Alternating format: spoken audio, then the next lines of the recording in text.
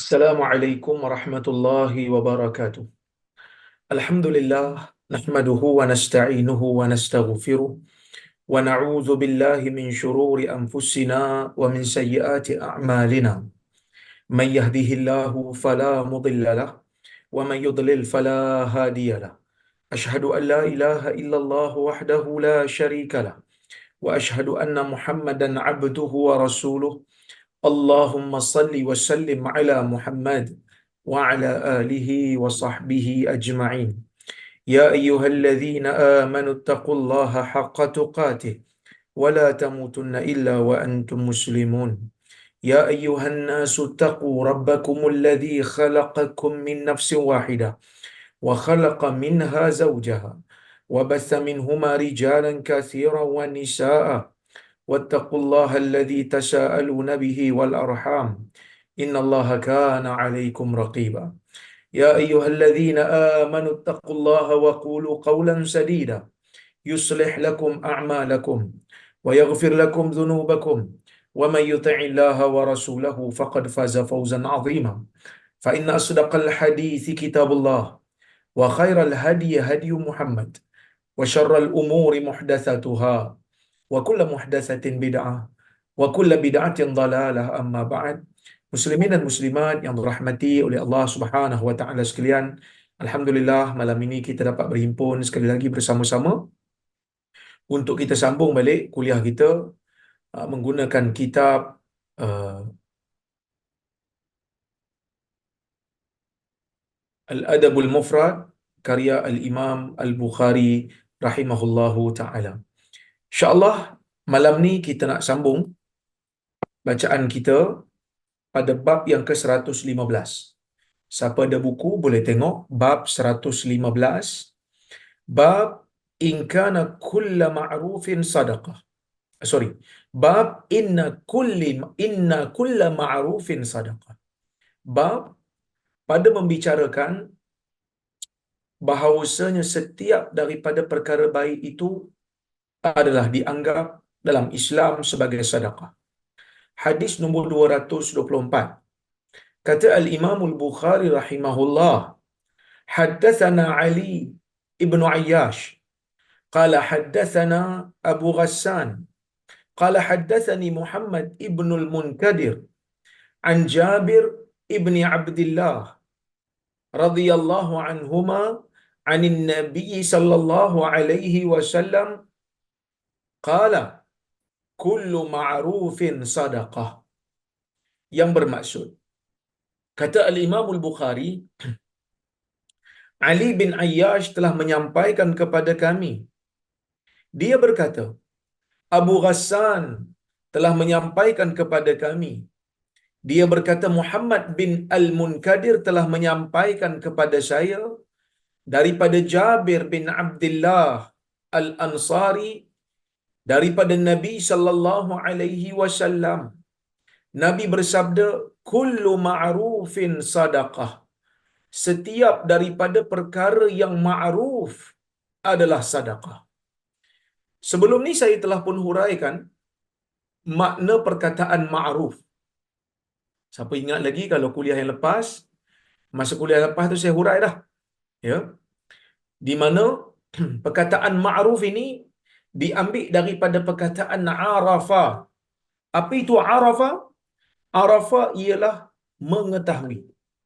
Siapa yang belajar bahasa Arab, biasa bercakap dengan orang Arab sebut, hadha amrun ma'ruf. Ini benda yang diketahui. Ya, ma'ruf tu maksudnya benda yang diketahui. Tapi adakah di sini maksud Nabi ma'ruf itu perkara yang diketahui? Adakah semua perkara yang diketahui itu dianggap sedekah? Tidak. Al-Imam Ar-Raghib Al-Asbahani ketika menghuraikan perkataan ma'ruf, dia mengatakan al-ma'ruf ismu kullu fi'lin yu'rafu husnuhu bisyara' wal aqlu ma'an. Dia kata Ar-Raghib Asbahani ini di antara ulama bahasa lah. Ulama yang pakar dalam bahasa Arab. Dia kata perkataan ma'ruf ialah satu kata nama yang merangkumi setiap daripada perbuatan. Bila sebut perbuatan, termasuk sekali dengan perkataan lah. Sebab perkataan tu perbuatan lidah. Setiap perbuatan yang diketahui baiknya sama ada dalam syarak dan juga akal secara serentak. Maksudnya apa? Akal kata bagus, syarak kata bagus. Akal kata baik, syarak kata baik. Tapi kalau akal kata baik, syarak tak kata baik, maka ia tak baik. Ia tak dinamakan sebagai ma'ruf. Ma'ruf ni dia mesti dua-dua kata baik. Akal kata bagus, syarak juga kata bagus. Menutup aurat, akal kata bagus, syarak pun kata bagus. Derma, memberi sedekah, akal kata bagus, syarak pun kata bagus. Menghormati orang tua, akal kata bagus, syarak pun kata bagus. Menolong orang yang berada dalam kesusahan, akal kata bagus, syarak pun kata bagus. Tapi kalau akal kata bagus, syarak tak kata bagus, dia tak boleh jadi bagus. Akal kata, pusaka kalau bagi sama rata, bagus pada sebahagian akal. Apa ni? Nak kena bahagi-bahagi beza-beza laki dua bahagian, perempuan satu bahagian ni. Bagi sama rata lah senang. Akal nampak macam bagus, akal dia lah. Tapi syarak kata tak bagus lah. Kena bagi ikut faraid. Kecuali kalau dipersetujui secara bersama nak bagi sama rata, yang mana yang bersetuju tu semua dah baligh belaka. Maka barulah syarak kata tak ada masalah, sebab kamu dah bersetuju untuk bagi sama rata. Nampak Jadi benda yang seperti ini, kita kena faham betul-betul. Ma'ruf ialah benda yang akal dan syarak kata bagus. Tapi kalau syarak kata bagus, akal kata tak bagus, macam mana? Syarak kata bagus, akal kata tak bagus ni. Tak akan mungkin. Kerana syarak sekali-kali tidak akan datangkan perkara yang akal lawan. Kecuali nafsu yang lawan. Bukan akal yang lawan, nafsu. Ya. Nafsu yang lawan, bukan akal. Akal sentiasa akan memikirkan logik di sebalik hukum syarak dan ia logik. Cuma kadang-kadang perasaan je tak boleh terima. Kadang-kadang perasaan tak boleh terima. Tapi akal kata benda ni logik. Jadi sebab itu, Imam Ar-Raghib Al-Asbahani ketika menghuraikan perkataan ma'ruf, dia kata, yang diketahui kebaikannya pada syarak dan juga pada akal manusia. Ibnu Abi Jamrah. Ibnu Abi Jamrah seorang ulama silam juga, ketika membahaskan tentang makna ma'ruf, dia kata apa? Dia kata ma'ruf ini yutlaqu ismul ma'ruf ala ma 'urifa bi adillati syara' annahu min a'malil bir sawa'un jarat bihil 'adah am la. Maksudnya, kata Ibn Abi Jamrah, perkataan ma'ruf ini diletakkan pada sesuatu yang diketahui dengan dalil syarak, ia adalah perkara yang baik. Sama ada adat manusia mengamalkannya ataupun tidak. Maksudnya, adat manusia kadang tak tahu pun benda tu benda baik. Tapi syarak kata benda tu benda baik. Maka benda tu termasuk dalam ma'ruf. Sebab itu Nabi SAW memberikan ganjaran, menjanjikan ganjaran. Yang memberikan ganjaran ni Allah lah. Tapi Nabi SAW menjanjikan ganjaran kepada orang yang menghidupkan perkara ma'ruf yang telah tidak ada, yang telah mati dalam masyarakat. Seperti mana dalam hadis yang kita biasa dengar, ustaz-ustaz kita selalu baca, yang mana Nabi SAW bersabda, man sanna fil islami sunnatan hasanah falahu ajruha wa ajru man amila biha ila yaumil qiyamah min ghairi ay yanqusa min ujurihim syai'. Atau kama qala. Yang bermaksud, Man sanna fil islami sunnatan hasanah. Sesiapa yang menunjukkan satu perbuatan yang baik, satu perbuatan yang ma'ruf, satu perbuatan yang sunnah dalam Islam ni, falahu ajruha, maka baginya pahala bagi perbuatan itu. Kalau dibuat kerana Allah, maka dia dapat pahala tu. Wa ajru man amila biha, dan dia juga dapat pahala bagi orang yang mengikuti dia. Orang beramal tu sebab dia. Ila yaumil qiyamah, sehingga ke hari kiamat.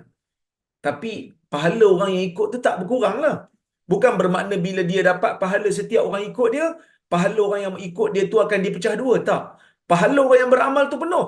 Allah Ta'ala akan bagi pahala lain pada dia kerana dia telah menunjukkan perkara yang ma'ruf. Jadi maksudnya kat sini, orang yang menghidupkan semula ajaran ma'ruf yang telah mati dalam masyarakat, amalan sunnah yang telah mati dalam masyarakat, dia akan dapat pahala. Saya ingat lagi dulu, ketika mana asatizah kita nak menghidupkan amalan baca surah Kahfi malam Jumaat, ia bukanlah satu usaha yang mudah. Walaupun nampak macam simple je nak tukar kan. Tapi Alhamdulillah, hari demi hari, sunnah ini sudah mula hidup. Sunnah ini sudah mula diamalkan dalam masyarakat, walaupun pada peringkat awal, orang-orang yang menyebutkan perkara ini berhadapan dengan ancaman, berhadapan dengan cabaran, berhadapan dengan tomahan. Biasalah nak buat perubahan kan. Jadi, sebab itu ganjarannya besar. Nak menghidupkan amalan ma'ruf yang telah mati dalam masyarakat, ganjarannya besar. Kenapa ganjaran besar? Kerana dia berhadapan dengan sesuatu yang sukar. Nak mengubah manusia daripada satu perkara yang dia anggap baik kepada perkara yang betul-betul baik, bukan satu benda yang mudah. Kerana dia anggap amalan yang asal tu baik dah. Walaupun dia tak sedar benda tu mungkin silap. Walaupun tak sedar benda tu mungkin tak tepat. Tapi dia rasa benda tu betul dah. Bila kita nak ubah, kita berhadapan dengan cabaran. Kita berhadapan dengan tentangan. Tapi akhirnya, kalau kita bersabar, kita mampu untuk hidupkan semula, maka ganjaran yang besar akan menunggu kita di sisi Allah Subhanahu wa taala. Maka sebab itu, bila Nabi SAW kata kullu ma'rufin sadaqah, setiap daripada perkara yang ma'ruf, sesuatu yang diketahui kebaikannya, sesuatu yang dalil syarak menunjukkan itu dalam perkara yang baik, sama ada orang amalkan ataupun tidak, ia dianggap sebagai pahala sedekah. Ajar benda baik, sama ada orang tahu ke orang tak tahu ke, sama ada orang amal ke orang tak amal ke, itu bukan urusan kita. Yang penting urusan kita menyampaikan perkara yang baik, mengajarkan perkara yang baik dengan bahasa yang mudah difahami oleh orang awam, dengan bahasa yang bukan makian dan cercaan, dengan bahasa yang lunak. Seperti mana Allah Subhanahu wa taala mengarahkan Nabi Musa dan Nabi Harun bertemu dengan Firaun yang sangat-sangat melampaui batas. Allah Taala kata, sebut kepada Firaun itu dengan perkataan yang lunak. Qaulan layyina, perkataan yang lunak. Jadi kita pun bila nak mengajar benda baik, bila nak mengajar benda yang dianggap sebagai ma'ruf, yang dianggap sebagai sunnah, yang telah mati dalam masyarakat, kita terangkan dengan cara yang baik. Kita terangkan dengan cara yang beradab. Kita terangkan dengan cara yang boleh mereka faham. Cuma kadang-kadang tu biasalah, tentangan tu tetap ada. Cabaran tu tetap ada. Orang yang maki hamun tu tetap ada. Orang yang tak suka tu tetap ada. Kerana kemungkinan yang tak suka tu, mereka yang tak cuba untuk faham. Lama-lama mereka akan faham juga. Cuma memerlukan sedikit kesabaran daripada kita yang nak menyebarkan kebaikan ni. Jadi sebab itu para pendakwah sekalian, apabila kita berhadapan dengan cubaan, apabila kita berhadapan dengan tentangan, jangan sekali-kali kita give up. Jangan sekali-kali kita berputus asa. Kerana kita ingin mengutip pahala di jalan ini. Dan kita mahukan, kita mengharapkan agar setiap daripada sunnah yang kita hidupkan tu, sunnah yang kita tunjukkan tu, walaupun dah mati dalam masyarakat amalannya, apabila ia dihidupkan semula, kita akan mendapat pahala sehingga ke hari akhirat, kerana orang mulakan pengamalannya walaupun mungkin lama telah amalan itu ditinggalkan. Jadi kita mengharapkan pahala daripada itu. Kalau tak dapat pahala yang berterusan pun, pahala diri kita apabila kita mengamalkannya, menunjukkannya, mengajarkannya kepada masyarakat, itu sudah pun memadai. Kalau dapat orang amalkan lepas kita pun, alhamdulillah. Jadi sebab itu syukur kepada Allah Subhanahu Wa Taala apabila kita dapat mengenali amalan-amalan sunnah, supaya kita dapat beramal dengan cara yang baik. Kan? Tadi saya terbaca satu statement. Ada orang share, dia kata, ustaz dia kata, orang hari ni tak habis-habis nak petikai, nak tanya dalil-dalil. Orang dah banyak dah beramal, dia tak habis-habis duk tanya dalil-dalil. Saya pun jadi pening. Kan? Saya pun jadi pening juga. Sebab apa?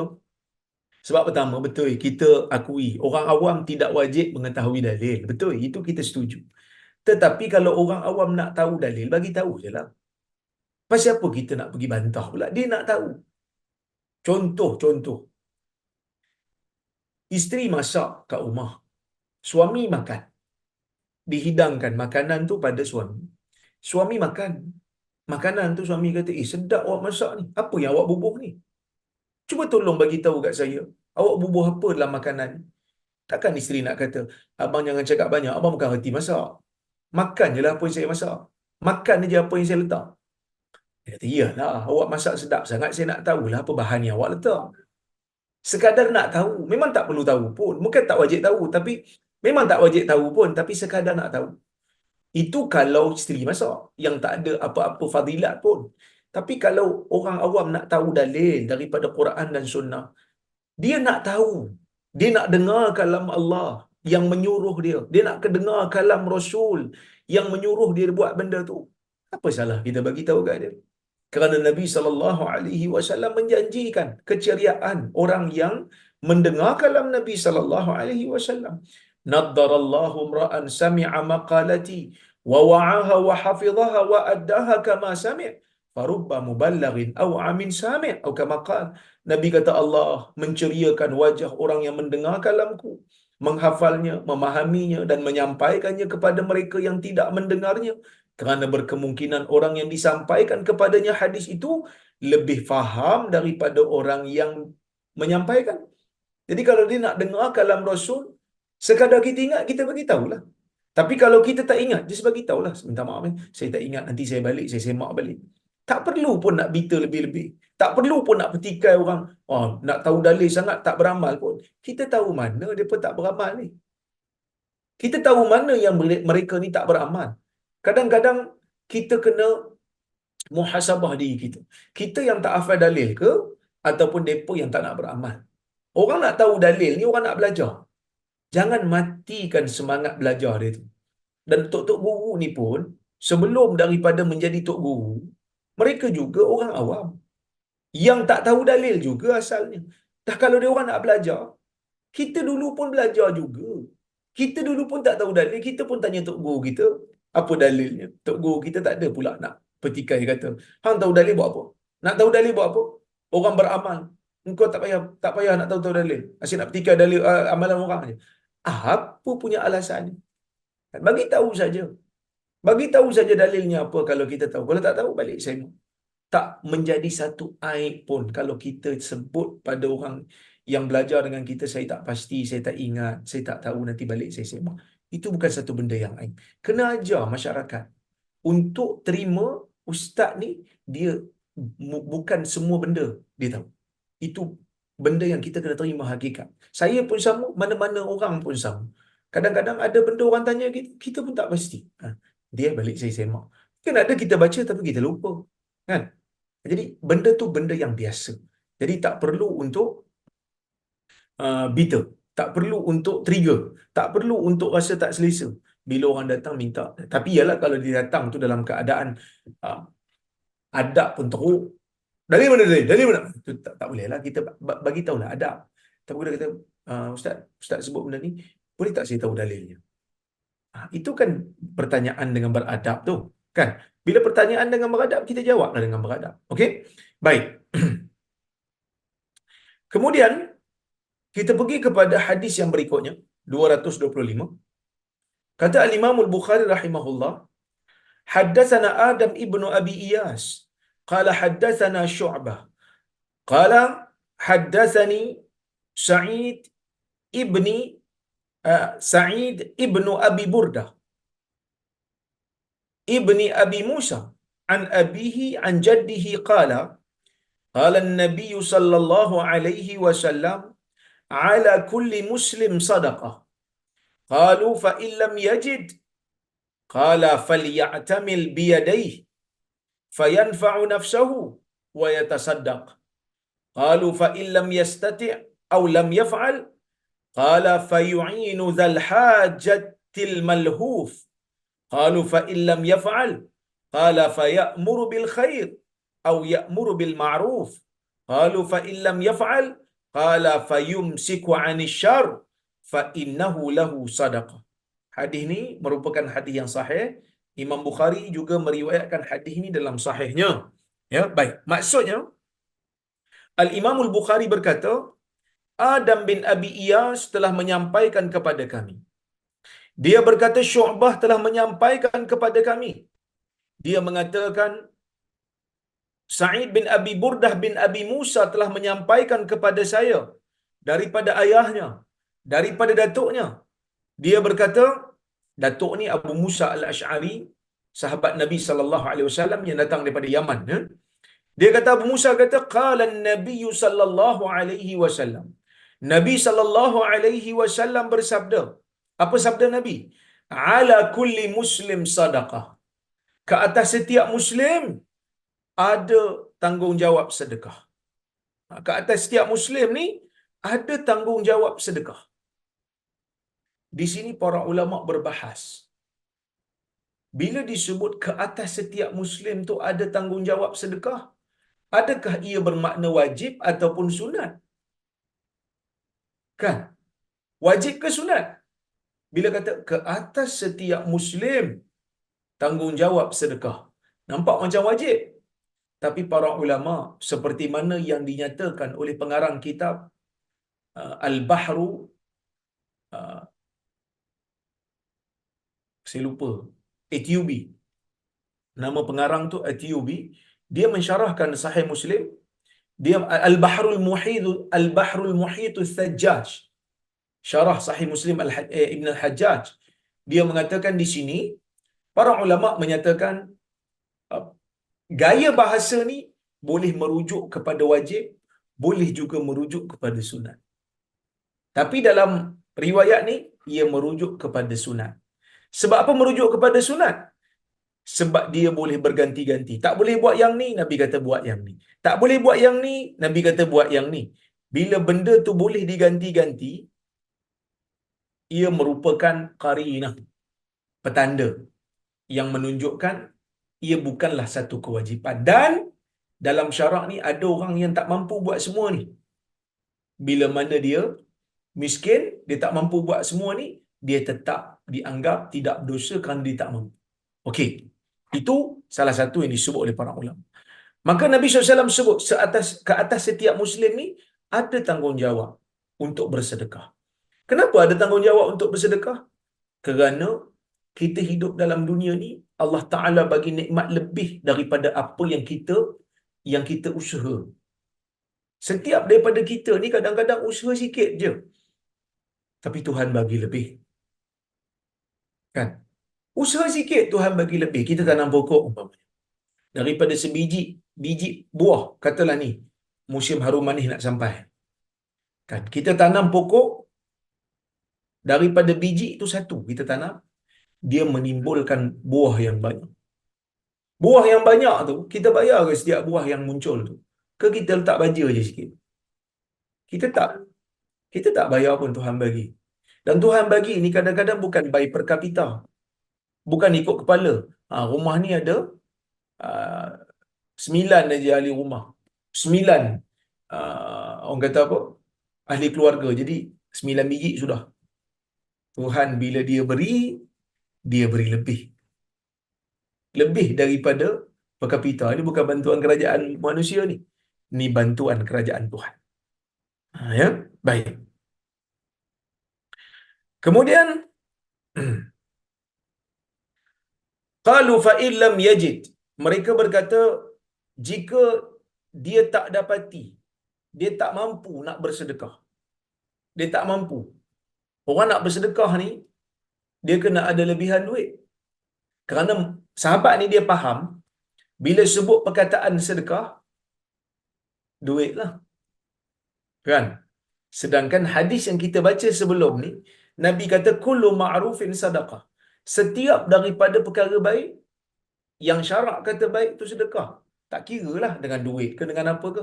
Jadi bila Nabi SAW kata, setiap daripada orang Muslim ni kena ada tanggungjawab sedekah, maka sahabat ni tanya. Dia kata, fa'illam yajid, ya Rasulullah, kalau seseorang itu tidak dapati sesuatu yang boleh dia bersedekah, maka Nabi SAW kata, fayatamilu biyadai, hendaklah dia berusaha dengan kedua tangannya, fayanfa'u nafsahu, lalu dia boleh memberi manfaat pada dirinya, wa yatasaddaq, lebihan tu dia boleh bersedekah dengan. Nabi kata kalau dia tak ada lebihan harta untuk sedekah, dia pergilah kerja. Allah Ta'ala bagi tenaga kat dia, bagi kederat dekat dia, bagi anggota badan dekat dia, bagi akal untuk dia fikir, pergilah kerja. Bila dapat habuan, dia boleh belanja untuk diri dia dulu. Lepas tu lebihan, boleh bersedekah dengan. Qalu fa illam yastati. Mereka bertanya lagi, ya Rasulullah, kalau dia tetap tak mampu macam mana? Aw lam yaf'al, kalau dia tak buat. Dia tak mampu. Nak kerja pun tak mampu, badan sakit. Nabi kata apa? Fayu'inu zal hajatil malhuf. Pergilah bantu orang yang mempunyai hajat, yang sangat-sangat memerlukan bantuan. Maksud Nabi SAW nak ubah mentaliti sahabat pada ketika itu, yang memandang sedekah ni hanya dengan harta yang berlebihan daripada kadar keperluan manusia. Kita pun fikir macam tu juga. Bukan kata orang lain. Kita juga berfikiran yang sama. Apa dia? Kita menganggap sedekah mesti dengan harta. Tapi sebenarnya tak semestinya. Nabi SAW kata, kalau ada, bagi sedekah harta yang lebih. Kalau tak ada, pergi kerja. Pergi usaha sehingga dapat. Kalau tak ada juga, kamu ada apa? Ada tenaga kan? Ada tenaga, pergi bantu orang yang memerlukan. Orang yang memerlukan kepada kepakaran kamu. Orang yang memerlukan kepada tenaga kamu. Maka di situ, kamu bantu orang yang mempunyai keperluan untuk kamu bantu. Tak kira lah dia nak apa. Mungkin dia bukan nak harta. Dia nak perlindungan. Kita bagi perlindungan. Dia dizalimi. Orang nak bunuh dia. Kita nak bagi duit kat dia tak boleh. Duit tak ada. Nak suruh dia lari pergi luar negara. Kita bagi tempat untuk dia berlindung. Kita tahu dia dizalimi. Bagi tempat untuk berlindung. Kan? Kita ada kepandaian sikit. Orang tu datang nak minta tolong kat kita. Untuk kita ajar dia. Dia nak exam ni. Minggu depan ni. Kita tolong kat dia. Kerana dia memerlukan kepada pertolongan. Itu juga dianggap sebagai sedekah. Membantu orang yang susah, yang sangat-sangat memerlukan. Qalu fa illam yaf'al. Para sahabat kata, ya Rasulullah, kalau dia tak mampu juga nak bantu orang. Tak mampu juga nak bantu orang, nak buat apa?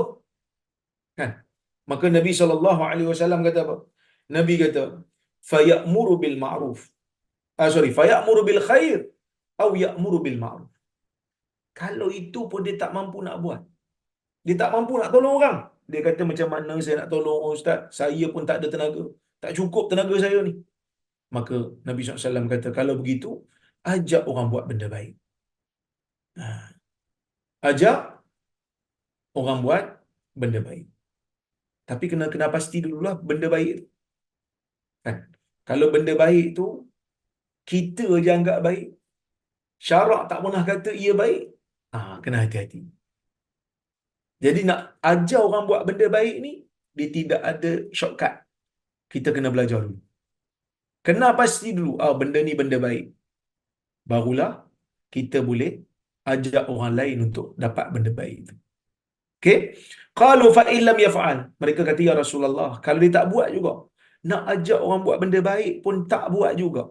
Maka Nabi SAW kata, fayumsiku anisyar. Halang diri dia daripada buat benda jahat. Halang diri dia daripada buat benda jahat terhadap orang lain. Fa innahu lahu sadaqah. Kerana perbuatan dia menghalang diri dia daripada buat jahat pada orang, dianggap juga sebagai sedekah. Ini benda yang diajar oleh Nabi SAW kepada umat dia, ada step by step. Okey, kita tengok apa faedah yang kita boleh ambil daripada hadis ni. Pertama, Nabi SAW nak ajar kita tentang konsep buat kebaikan dalam dunia ni merupakan satu mesti menjadi tumpuan bagi setiap Muslim. Sebab itu Nabi kata, ala kulli Muslim sadaqah. Bagi setiap orang Muslim ni ada tanggungjawab untuk melaksanakan sedekah.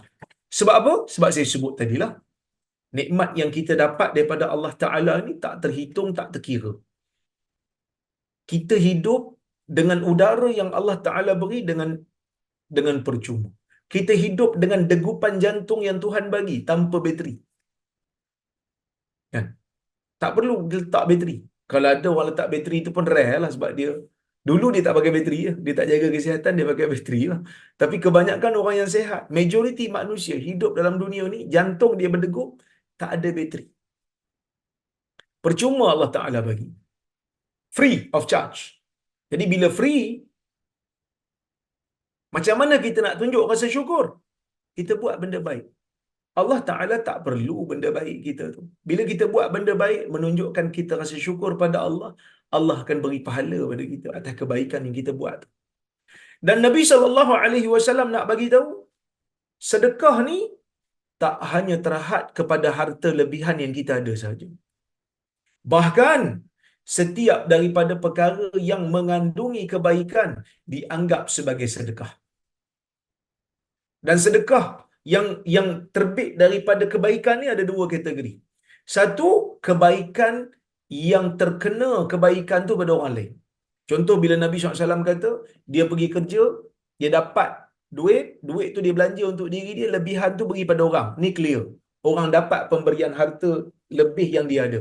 Itu pertama. Yang kedua, kalau dia tak mampu, dia pergi bantu orang. Orang susah, dia pergi bantu. Tengok orang nak angkat barang tak larat, dia pergi tolong. Orang nak pindah rumah, dia pergi tolong. Orang tak reti nak buat assignment, dia pergi tolong. Dekat pejabat, orang tak reti nak buat kertas kerja, dia pergi tolong. Semua itu dianggap sebagai sedekah. Kerana apa? Manfaat dia tu terkena pada pihak yang lain. Kalau tak mampu juga, ajak orang buat benda baik. Itu pun manfaatnya kena pada orang lain. Itu kita ajak orang, bagi tahu ni benda baik, ni Nabi SAW suka. Ataupun kita halang diri kita daripada buat kejahatan. Bahkan di dalam hadis yang berikutnya nanti, lepas ni kita akan jumpa satu hadis, Nabi SAW bagi tahu, sedekah ini bukan hanya manfaatnya pergi pada orang lain, manfaat kembali pada diri sendiri pun dianggap sebagai sedekah. Nanti insya-Allah kita akan baca hadis Abu Dzar. Maka sebab itu, setiap perkara yang mempunyai manfaat dianggap sebagai sedekah. Manfaat itu manfaat yang syar'i, dianggap sebagai sedekah. Ya, baik. Kemudian faedah juga daripada hadis ni, Nabi SAW suka umat dia untuk berusaha mendapatkan belanja bagi diri. Nabi tak suka seseorang tu pergi minta-minta, kerana ia boleh mencemarkan maruah dia, boleh menjatuhkan air muka dia. Selagi mana dia mampu, pergilah untuk bekerja. Berusahalah untuk mendapatkan belanja. Nak lagi baik, daripada usaha itu boleh menerbitkan bantuan pula pada orang lain. Okey. Kemudian, hadis ni juga menggalakkan kita untuk buat benda baik, walaupun perkara itu dianggap sebagai enteng ataupun mudah pada pandangan orang awam. halang diri daripada buat benda jahat, kadang-kadang orang tak perasan pun. Kan? Orang tak perasan pun. Tapi benda tu dianggap kebaikan di sisi agama.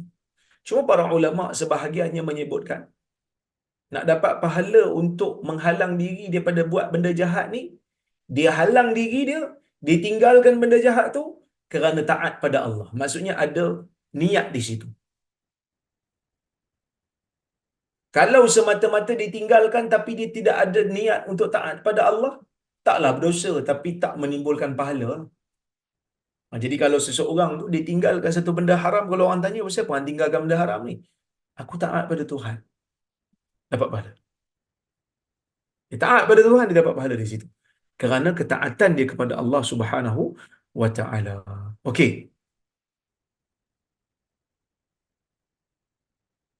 Sebab itu Syekh Luqman As-Salafi dalam kitab dia Rashul Barak ni, dia syarahkan hadis ni, dia kata fiqhul hadis, fiqh yang boleh diambil daripada hadis ni, fihi targhib fil amal wal kasb. Pada hadis ni terdapat galakan untuk bekerja dan berusaha. Wal has ala wal hasu ala fi'lil khair hasbal imkan. Dan galakan untuk melakukan perkara baik selagi mana kita mampu. Yang kedua, fadlu maddi yadil aun wal musa'adah ilal mankubin wal muhtajin. Kelebihan kita menghulurkan bantuan dan pertolongan kepada orang yang berada dalam keadaan yang sukar dan orang yang memerlukan. Kita tengok orang susah, kita pergi bantu. Kan? Sebab kadang-kadang ada orang fikir, dia kata aku bantu kan buat apa pun. Aku bukan kenal dia, apa kepentingan dia pada aku? Dia pun dulu aku susah tak mau bantu aku. Contoh kan. Sedangkan kita boleh je bantu dengan mudah, kita bantu. Kerana bantuan tu, walaupun manfaatnya tidak zahir pada habuan dunia kita, tetapi Allah Azza wa Jalla sekali-kali tidak akan melupakan habuan akhirat kita. Okey. Yang ketiga dia kata fadlul imtina' anisyar talaban limardatihi subhanahu wa ta'ala. Nampak?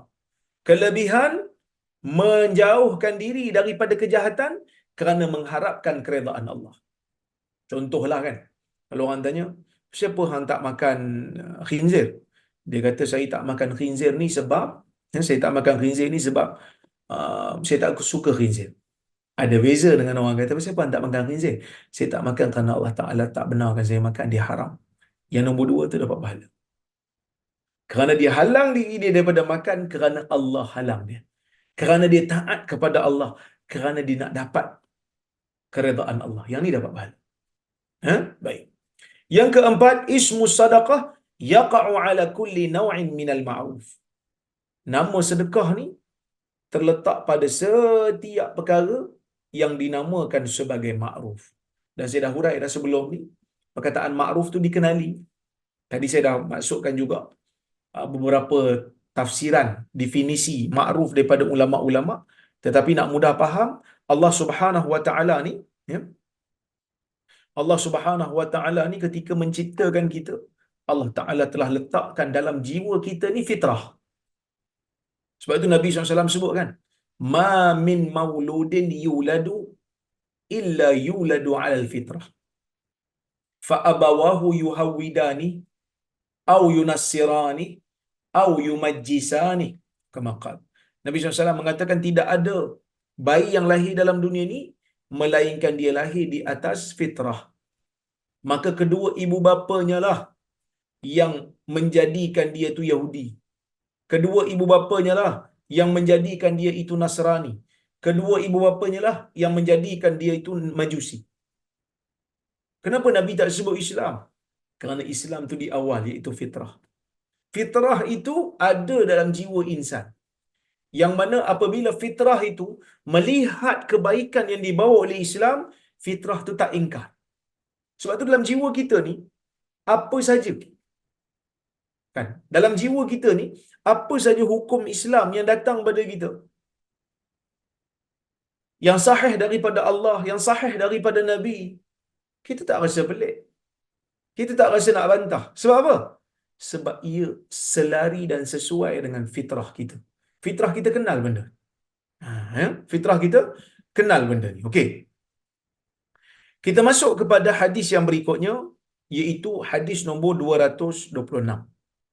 Kata Al-Imam Al-Bukhari rahimahullah, haddatsana Musaddad qala haddatsana Yahya an Hisham ibn Urwah qala haddatsani abi anna Aba Murawih Al-Ghifari akhbarahu anna Aba Dharr akhbarahu annahu sa'ala Rasulullah sallallahu alaihi wasallam ayyul amali afdal qala imanun billahi wa jihadun fi sabilihi qala fa ayyur riqabi afdal qala aghlaha thamana wa anfasuha 'inda ahliha qala ara'aita in lam af'al qala tu'inu dha'i'a aw tasna'u li akhraq qala ara'aita in lam af'al qala tad'u an-nasa min asy-syarr fa innaha sadaqah tasaddaqu biha 'ala nafsik.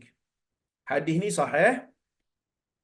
Ia juga merupakan riwayat Imam Bukhari dan juga Muslim. Riwayat Imam Muslim jugalah. Okey. Maksudnya, Imam Bukhari mengatakan haddatsana Musaddad. Musaddad telah menyampaikan kepada kami. Dia berkata, Yahya telah menyampaikan kepada kami daripada Hisham bin Urwah.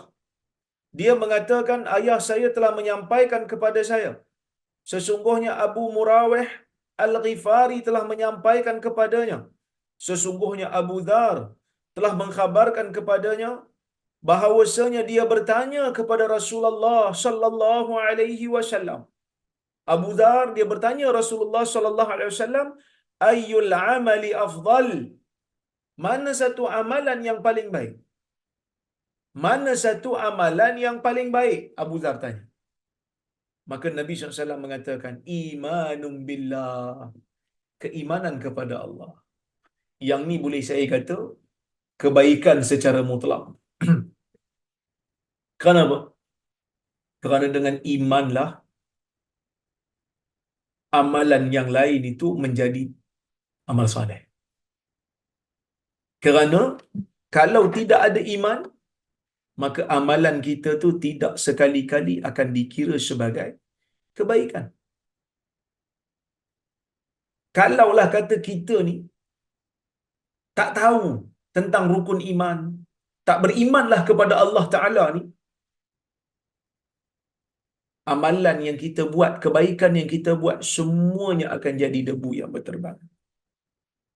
Mungkin jasa kita kepada agama tak besar macam jasa Abu Talib kepada agama. Abu Talib, bapa saudara Nabi sallallahu alaihi wasallam, banyak jasa daripada agama. Tapi apa jadi pada dia? Adakah dia selamat? Adakah dia terlepas daripada neraka? Dia tak terlepas daripada neraka. Kenapa dia tak terlepas? Kerana dia tak beriman. Dia tak beriman kepada Allah, tak masuk keimanan tu dalam jiwa dia. Maka semua jasa-jasa yang dia lakukan terhadap Islam, pembelaan dia terhadap Nabi, ruang dakwah yang diberikan kepada Nabi Muhammad sallallahu alaihi wasallam, semuanya akan jadi perkara yang tidak mampu untuk melepaskan dia daripada azab. Jadi sebab itu iman kepada Allah merupakan pokok pangkal kebaikan. Bila Abu Dhar tanya, apakah amalan yang paling baik? Maka Nabi SAW jawab dengan satu jawapan yang menyeluruh. Nabi kata, pastikan keimanan kepada Allah Ta'ala itu masih lagi mantap dan masih lagi sah. Jangan sampai ia menjadikan kamu orang yang terkeluar daripada keimanan itu.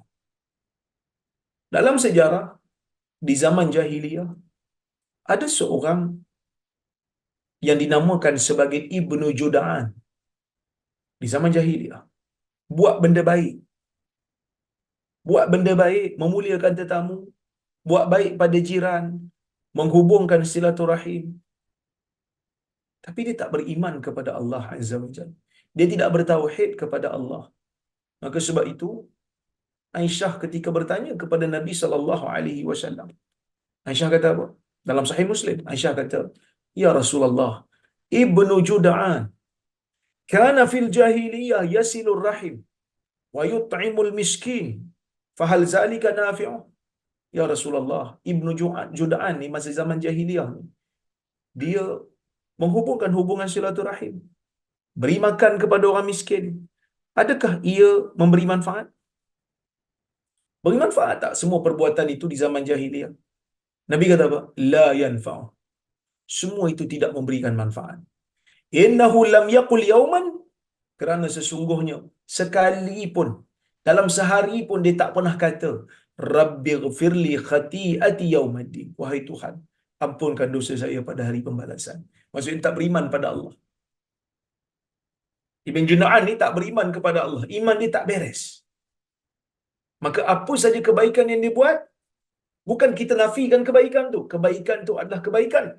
Tetapi kebaikan itu tidak mampu untuk melepaskan diri dia daripada azab Allah Azza wa Jalla. Sama macam Abu Talib juga. Sama macam Abu Talib. Umpamanya Fir'aun. Fir'aun kan jaga Nabi Musa. Didik Nabi Musa. Pelihara Nabi Musa.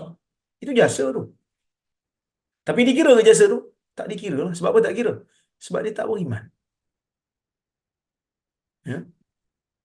Sebab dia tak beriman kepada Allah Subhanahu wa ta'ala. Okey.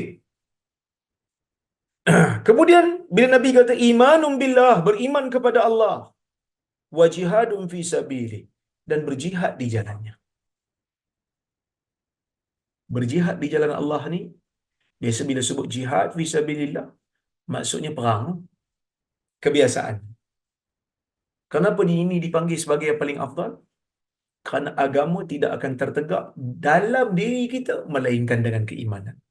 Dan agama tidak akan tertegak di luar diri kita melainkan dengan jihad fisabilillah. Walaupun ada sebahagian orang cuba nak buang silibus jihad ni. Ada sebahagian orang ni nak buang silibus jihad ni. Dia kata jihad ni sekarang ni jihad ekonomi je. Jihad perang ni tak perlu dah. Kita kata tak. Jihad ekonomi perlu. Jihad ilmu perlu. Jihad perang pun perlu. Kenapa jihad perang perlu? Kerana peperangan ini di antara hak dan batil sekali-kali tidak akan terhenti sehingga ke hari kiamat. Tapi ada orang, sebahagian orang dia takut-takut nak sebut tentang jihad dan sebagainya. Kita sebut peperangan ada dalam Islam. Jihad ada dalam Islam. Dan kita tidak pernah takut untuk menyatakan jihad adalah amalan saleh yang Allah Subhanahu wa taala ganjari orang-orang yang berjihad untuk menegakkan kalimah Allah, iaitu kalimah la ilaha illallah. Cuma bila kita nak berjihad, ada disiplinnya, ada pantang larangnya. Yang dibuat oleh pengganah-pengganah tu, yang tu bukan jihad, yang tu jahat. Pergi bunuh orang-orang yang bukan tentera, yang tu bukan jihad, yang tu jahat. Tapi adakah jihad berterusan? Ya. Apa yang berlaku di Palestin merupakan sebaik-baik contoh untuk kita lihat. Inilah jihad. Apabila kawasan kita diceroboh, apabila agama kita dihina, apabila maruah kita dirobek, jihad itu berjalan. Jihad itu adalah penyelesaian. Dan kita berterima kasih kepada Hamas yang telah berjuang bersungguh-sungguh untuk menunjukkan kekuatan Islam kepada rejim Zionis. Yang kita lihat hari demi hari, betul, kita sedih kerana ada di kalangan saudara Islam kita yang mati dibunuh, dibom dan sebagainya. Tetapi Hamas, mereka kekal dan cekal berterusan melawan golongan Yahudi yang merampas bumi mereka, yang menceroboh agama kita. Cuma kita sedihlah negara-negara Islam yang berhampiran tu tak memberi bantuan yang sepatutnya. Mungkinlah dia orang bagi bantuan dari sudut perubatan dan sebagainya, tapi ketenteraan tak bagi. Yahudi yang kecil tu boleh buli je orang Palestin. Sedangkan di keliling tu ada negara-negara Islam yang besar. Kan? Tapi tak mampu untuk buat apa-apa. Kita doakan agar Allah Subhanahu Wa Taala munculkan pemimpin-pemimpin Islam yang mampu untuk membantu mempertahankan tanah air orang Islam wa muqaddasah al-islamiyah, tempat-tempat suci bagi orang Islam, termasuklah Baitul Maqdis. Baik, tu jihad fi sabilillah. Qala fa ayyu riqabi afdal? Ditanya pula, mana satu hamba yang nak dibebaskan yang paling bagus sekali? Maka Nabi SAW kata, aghlaha thamana, yang paling mahal sekali harganya, wa anfasuha inda ahliha, yang paling menilai di sisi pemiliknya. Maksudnya kalau kamu wahai Abu Dhar nak bebaskan hamba, maka kamu bebaskan hamba yang paling mahal. Paling mahal ni dia zaman tu yang paling kuat sekali lah, yang paling bermanfaat sekali. Wa anfasuha inda ahliha, dan yang paling disayangi, yang paling bernilai. Supaya nak bagi tahu bila kita nak bebaskan hamba yang paling bagus sekali, ialah yang paling bernilai. Kerana mungkin hamba yang paling bernilai ini bila dibebaskan, dia menjadi orang yang bermanfaat pula dalam agama. Baik. Kemudian dia tanya lagi, ara'aita in lam af'al? Apa pandangan kamu jika aku tak buat benda tu? Aku tak bebaskan hamba yang seperti itu. Ataupun aku tak ada hamba yang paling bagus untuk aku bebaskan. Maka Nabi kata, tu'inu dha'ya. Ini sebenarnya hadis ni kita dah baca dah sebelum ni. Tak apalah saya ulang lagi sekali. Semoga ia menjadi ulangan. Tu'inu dha'ya. Kamu bantu orang yang lost. Dia tak mampu nak buat apa-apa, kamu bantu dia. Au tasna'u li akhra, ataupun kamu bantu orang yang nak buat sesuatu, dia tak mampu buat, dia tak pandai buat, bantu dia.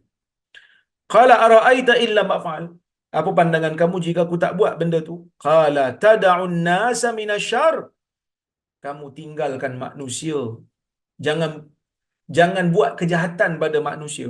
Fa innaha sadaqah, kerana ia dianggap sedekah yang kau sedekah terhadap diri kau. Jadi kalau tak ada apa sangat kau nak buat pada manusia, halang diri kau daripada buat benda jahat. Halang diri kau daripada buat benda jahat kepada mereka.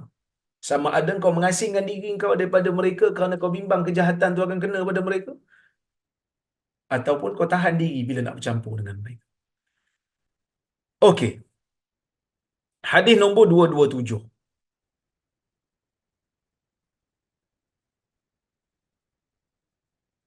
Hadis nombor 227, kata Imam Al-Bukhari, haddatsana Abu Nu'man qala haddatsani Mahdi bin Maimun an Wasil maula Abi Uyainah an Yahya bin Uqail an Yahya bin Ya'mar an Abi al-Aswad ad-Dili an Abi Dharr qala qila ya Rasulullah ذهب أهل الدثور بالأجور يصلون كما نصلي ويصومون كما نصوم ويتصدقون بفضول أموالهم قال أليس قد جعل الله لكم ما تصدقون إن بكل تسبيحة وتحميدة صدقة وبضع أحدكم صدقة قيل في شهوته صدقة قال لو وضع في الحرام أليس كان عليه وزر ذلك إن وضعها في الحلال كان له أجر. Hadis ni riwayat Imam Bukhari. Hadis ni juga merupakan riwayat Imam Muslim. Ada sedikit perbezaan lafaz, tapi ini Imam Bukhari riwayat dengan sedikit ringkas. Sedikit ringkas. Okey. Maksudnya, kata Imam Al-Bukhari, Abu Nu'man telah menyampaikan kepada kami. Dia berkata Mahdi bin Maimun telah menyampaikan kepada saya daripada Wasil maula Abi Uyainah, daripada Yahya bin Uqail, daripada Yahya bin Ya'mar, daripada Abil Aswad ad-Dili, daripada Abi Dhar. Katanya, ada orang cakap pada Nabi SAW, ada orang tanya pada Nabi, ya Rasulullah, zahaba ahlud duthuri bil ujur. Wahai Rasulullah, orang-orang kaya telah bawa lari harta, telah bawa lari pahala. Orang-orang kaya telah bawa lari pahala. Kenapa? Yusalluna kama nusalli. Mereka salat seperti mana kami salat. wa yasumuna kama nasum. Mereka berpuasa seperti mana kami berpuasa. Wa yatasaddaquna bifuduli amwalihim. Mereka bersedekah dengan lebihan harta yang mereka ada. Yang ni orang miskin tak boleh buat. Yang mengadu kat Nabi ni berkemungkinan orang miskin lah. Sebab dia kata orang-orang kaya dah buat lari pahala. Kami solat, dia orang solat. Kami puasa, dia orang puasa. Tapi bila dia orang sedekah, kami tak mampu. Sebab dia orang ada lebihan harta yang ada pada dia orang yang kami tak ada. Maka Nabi SAW betulkan balik cara fikir orang-orang miskin ni. Nabi kata, "Alaysa qad ja'alallahu lakum ma tasaddaqun?"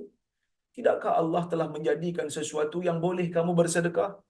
Kamu boleh bersedekah walaupun kamu tak ada lebihan harta ni. Nabi kata, "Inna bi kulli tasbihatin wa tahmidatin sadaqah."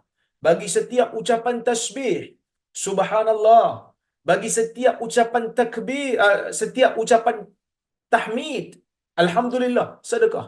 Dalam riwayat yang disebut takbir pun dikira sebagai sedekah.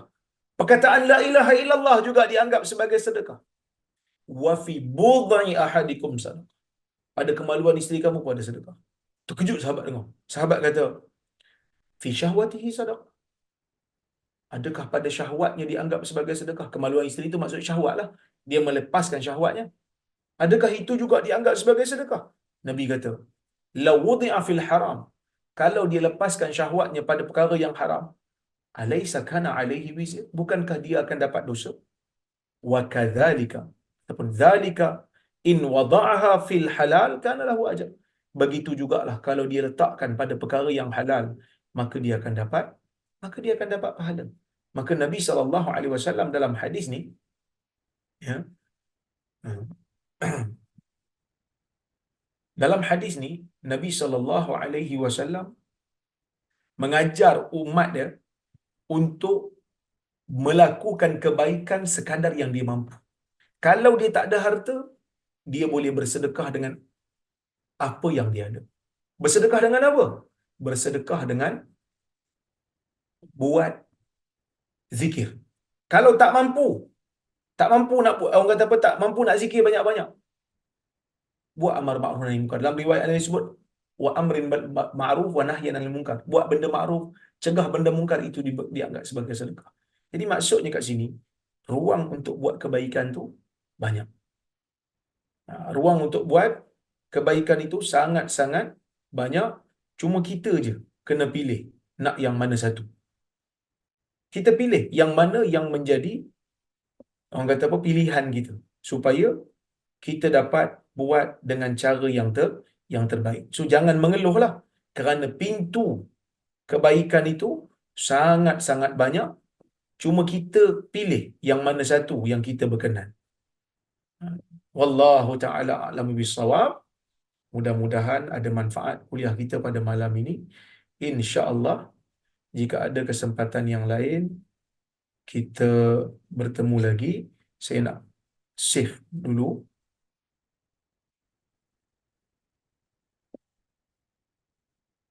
Yang saya itu ni, kita berhenti di sini, insya-Allah. Tuan-tuan ingatlah, kita berhenti di sini. Saya tulis tarik.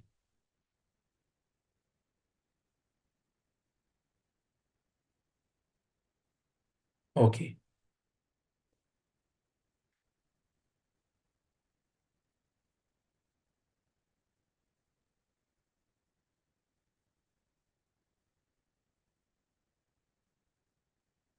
Kita tengok soalan dulu, insya-Allah. Jika ada yang mana saya mampu jawab, saya jawablah.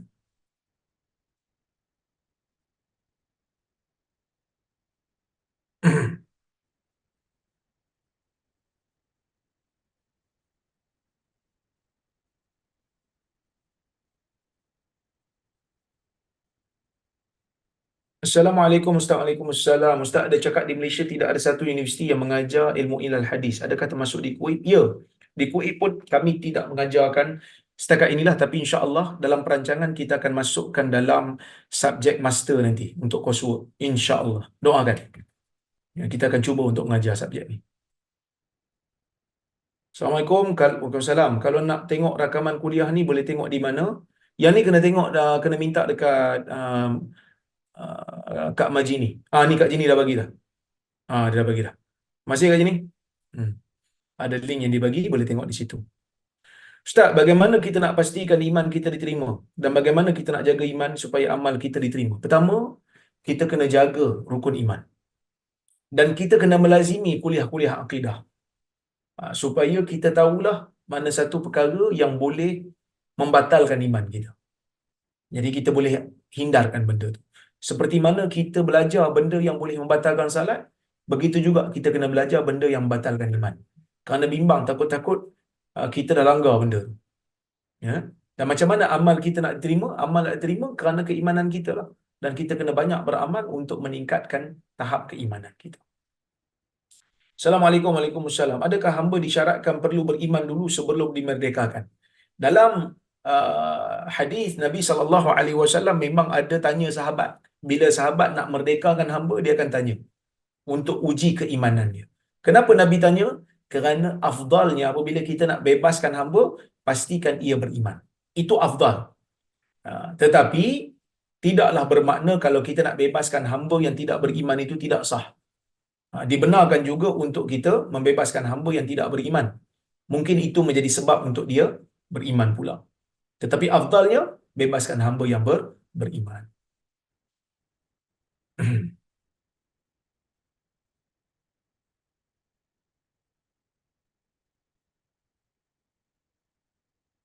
Dr. Kuib tak mau consider short courses.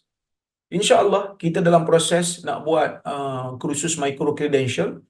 Kita jangka selewatnya bulan Mac nanti kita akan mula untuk kursus bersijil. InsyaAllah, doakan. Untuk orang awam lah.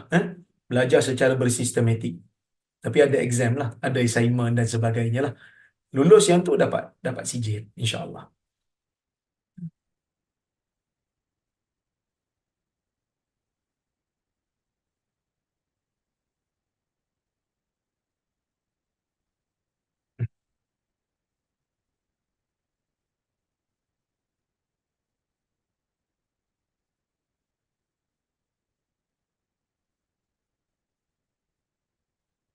Assalamualaikum warahmatullahi wabarakatuh. Waalaikumsalam warahmatullahi wabarakatuh. Sesiapa yang mengadakan pembaharuan dalam urusan kami ini, yakni agama, yang bukan berasal darinya, maka ia tertolak. Adakah mereka beramal hadis dhaif akan tertolak? Hadis dhaif ni dia ada dua kategori. Satu dhaif ringan, satu dhaif berat. Dhaif ringan ni digunakan oleh para ulama dalam fadail a'mal, iaitu galakkan untuk melakukan perkara baik dan ancaman untuk meninggalkan perkara yang buruk. Dia tak bawa benda baru. Dia hanya beri galakkan, bersemangat sahaja. Jadi hukum hakam syarak dia mesti datang dengan dalil yang sahih daripada agama. Jadi kalau tak datang dalam dalil yang sahih, kita tak boleh kata itu adalah perkara yang dituntut oleh Allah sebab tak sahih daripada riwayat. Agama ni berdasarkan kepada riwayat. Quran tu datang daripada Nabi SAW, dinukilkan kepada kita melalui riwayat-riwayat. Hadis juga sama. Cuma Quran dia mutawatir. Dia kuat lagi daripada kebanyakan hadis-hadis yang ada. Tapi kedua-duanya datang melalui periwayatan daripada generasi ke generasi berikutnya.